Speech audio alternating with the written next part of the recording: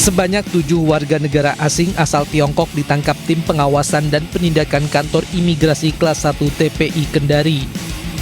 Ketujuh WNA tersebut diduga melanggar aturan keimigrasian karena menyalahgunakan izin tinggal selama berada di Indonesia.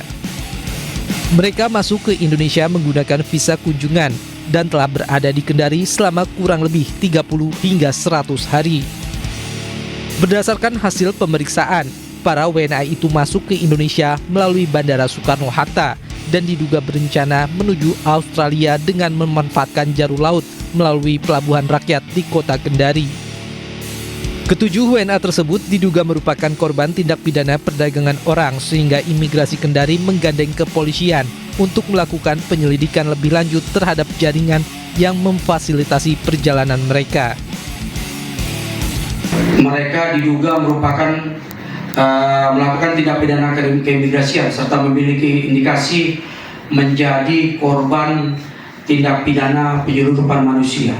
Ada ditemukan juga petunjuk awal mereka diduga akan berangkat melalui perairan pelabuhan di sekitar pantai wilayah Kendari. Jadi dia tidak lewat bandara, sama persis seperti yang motifnya juga di tahun lalu mereka melalui pantai-pantai yang di daratan Kendari. Ketujuh WNA tersebut akan diproses untuk dideportasi ke negara asalnya. Satuan Reserse Narkoba Polres Darmas Raya berhasil menggerebek seorang residivis pengedar narkoba jenis sabu. Pelaku sempat berusaha membuang barang bukti ke dalam kloset.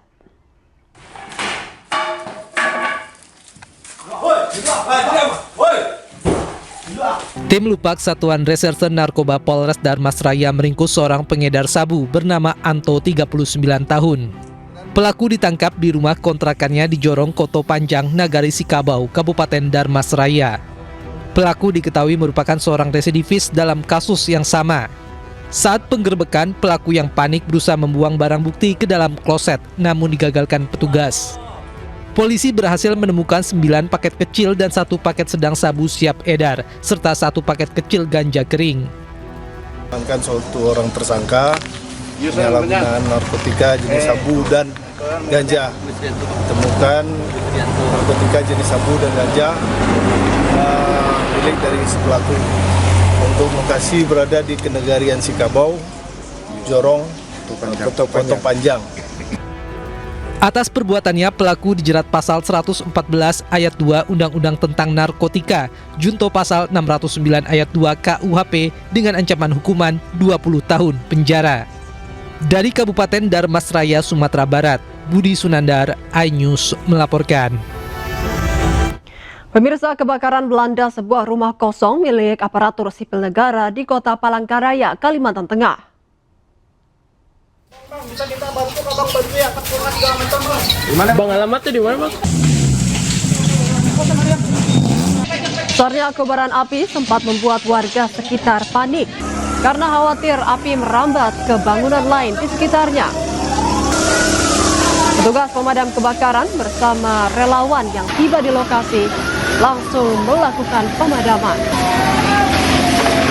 1 jam kemudian api berhasil dipadamkan. Tidak ada korban jiwa dalam peristiwa tersebut, namun kerugian ditaksir mencapai puluhan juta rupiah. Kini polisi masih melakukan penyelidikan untuk mengetahui penyebab pasti kebakaran. Sementara itu, Sabtu sore kebakaran melanda sebuah gudang penyimpanan PVC di kawasan Penjaringan, Jakarta Pusat. Banyaknya bahan mudah terbakar membuat api sulit dipadamkan hingga menghanguskan seisi gudang. Bahkan 4 buah mobil yang terparkir di area gudang ikut hangus terbakar. Belum diketahui penyebab pasti dari kebakaran ini, namun diduga api berasal dari konsleting listrik. 15 unit mobil pemadam kebakaran dikerahkan ke lokasi guna padamkan api.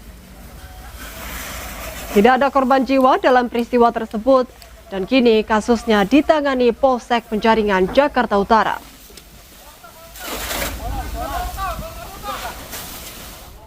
Seorang pria di kota Makassar, Sulawesi Selatan mencuri kabel power lampu peringatan jalan tol. Pelaku mengambil tembaga kabel yang dijual seharga Rp150.000 per kilogram.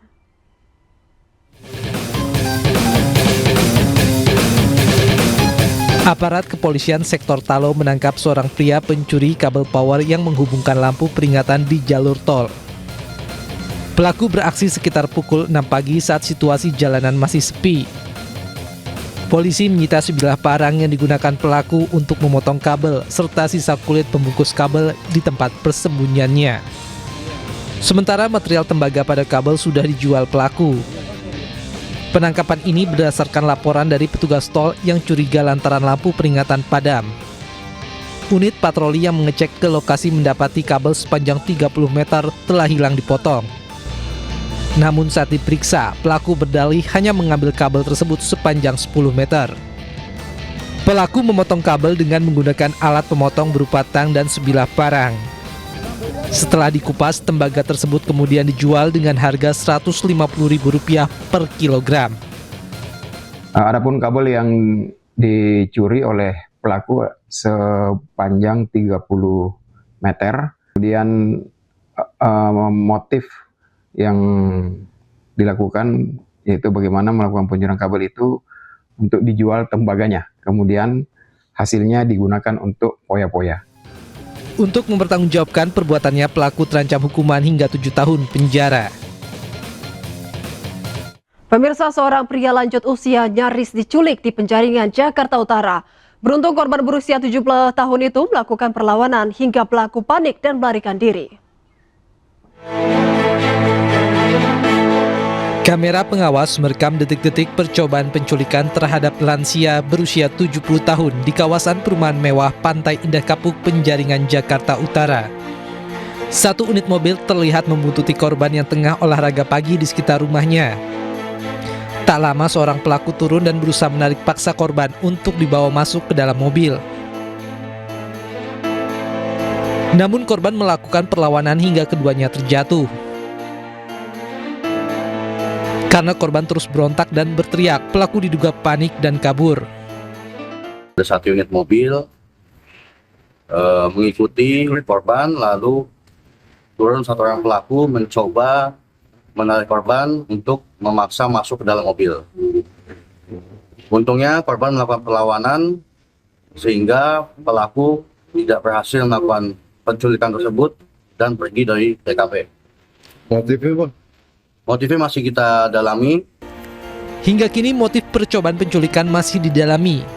Polsek Metro Penjaringan meminta warga yang mengetahui ciri-ciri mobil atau pelaku segera melapor. Dari Jakarta, Sofyan Firdaus, iNews melaporkan.